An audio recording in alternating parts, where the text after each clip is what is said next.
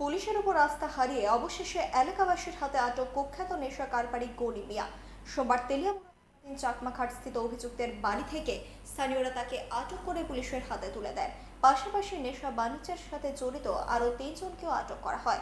অভিযুক্ত গনি মিয়ার বিরুদ্ধে আগেও এনডিপিএস মামলা নথিভুক্ত আছে বলে জানান ওসি রাজীব দেবনাথ। আজকে সকালবেলা আমাদের কাছে ফোন আসে যে একজন গনি মিয়া নামে একজন লোক ড্রাগ ব্যবসার সঙ্গে যুক্ত।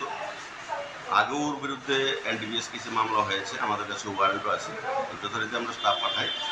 একজনের বিরুদ্ধে আমাদের কাছে ওয়ারেন্ট আছে গনি মিয়ার বিরুদ্ধে, আমরা ওই ওয়ারেন্টের পরিপ্রেক্ষিতে তাকে আমরা অ্যারেস্ট করি। বাকিদেরকে আমরা প্রিভেন্টিভ সেকশনে অ্যারেস্ট করি। হ্যাঁ, ওরাও ড্রাগ পেডলারের সঙ্গে যুক্ত আছে।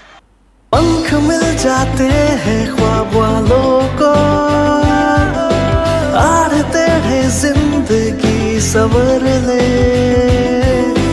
ऊंची ऊंची उड़ाने मुस्काने, उस मीठे पल का भरोसा तू कर ले। जिंदगी में कुछ बनो है techno. Techno College of Engineering, Agartala.